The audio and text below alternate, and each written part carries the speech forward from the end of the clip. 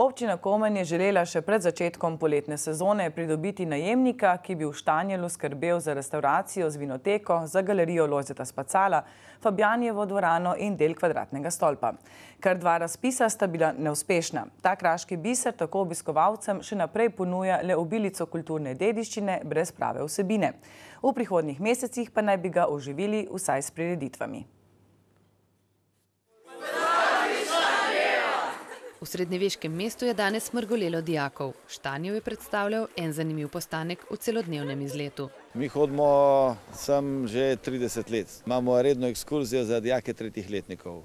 Kaj jim pokažete? Vipavsko dolino in Kras.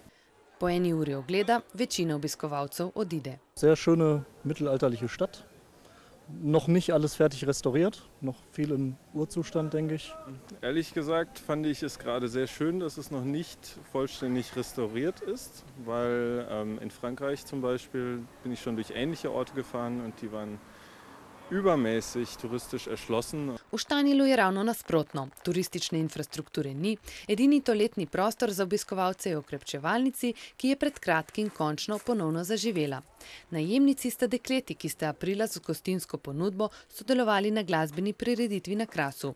Razpis občine za najem nekaterih objektov je bil neuspešen, zato so jo prosili, če bi ostali še nekoliko dlje, do konca leta. Zadeva se je razpletla tako, da ni bilo nobenega, ki bi se prijavil, ki bi jo dal ponudbo, in smo potem se dogovorili in ostali tukaj za to sezono zaenkrat.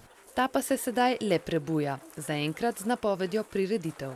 Štartamo 11. maja s koncertom skupine Šukar in to se bo nadaljevalo približno na 14 dni. Razni koncerti, pa tudi druge prireditve, vinsko-kulinarične prireditve in drugi sejmi, recimo nastopili bojo Perfetum Jazzile.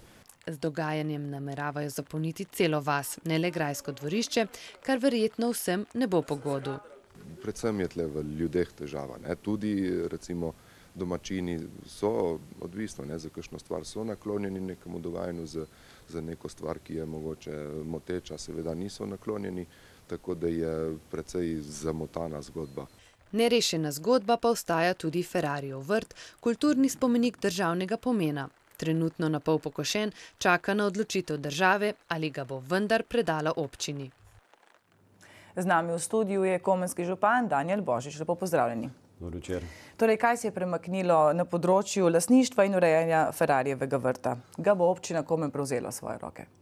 Država je izrazila voljo, da ga vrne, ker je bil z zakonom odvzet leta 1999, tako kot mnogi drugi slovenski kulturni spomeniki, vendar nam je postavila zelo, bi rekel, čudne pogoje, razne svod, pa ne vem kakšne analize, projekcije, finančne donose in podobne zadeve.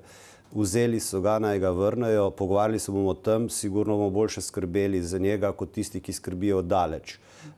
Tudi večkrat smo že v njega posegli, tudi zdaj, ko je na pol pokošen, smo ga mi pokosili po svoje, ne glede na to, da je država in da je tuja lastnina.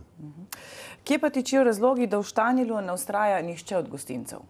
Težko rečem, nerodno je doslej bilo to, da je vsak počel zase, se pravi, ne vem, galerija je delovala zase, restauracija zase, ne vem, spet razdrobljeno. Zato smo poskušali mi z razpisom doseči to, da je en glavni izvajalec in on koordinira vse ostale. Razpis smo pa, po mojem, smo bili malenkost preambiciozni. Za to, da nekdo pripravi program za cel Štanjev, da se preračuna, da res ve, da je gotov, potrebuje vsaj nekaj mesecev priprav, dogovarjanj, usklajevanj in potem, da se krene v to zadevo. Zato bomo razpis ponovili tam nekje jeseni. Pred kratkim ste omenjali tudi tuj kapital, je morda še v igri? To je skrajna rešitev, ker če pride tuj kapital, potem bo to vse skupaj zaklenjeno, ker bo namenjeno visokemu turizmu oziroma hotelirstvu. To je pa skrajna sila, ker denarja za to, da bi mi vložili 5-6 milijonov v Štanjevo, ga nimamo, da bi dokončali grad in komunalno opremo. Doslej pa nismo imeli sreče, tudi s prvim razpisom smo padli za dokončanje gradu, ker grad ni nacionalnega pomena, ni državni spomenik, ampak je lokalni, smo ugotovili. In za infrastrukturo smo pa v Ljubljani bili ocenjeni zelo dobro, smo bili 3. od 57, medtem ko v Franjevljska krajina konkurirali smo skupaj z občino Zgonik, nas je pa dala na zadnje mesto in izjemno slabo ocenila.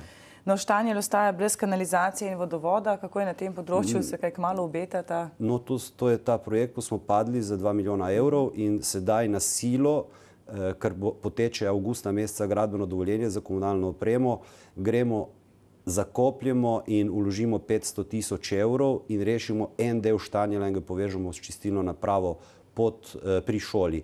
Da bi pa celega uredili v letu, dveh, to pa si ne predstavljamo, če ne dobimo od kje pomoči ali evropskih ali državnih denarjev. Najlepša hvala za ta pojasnila.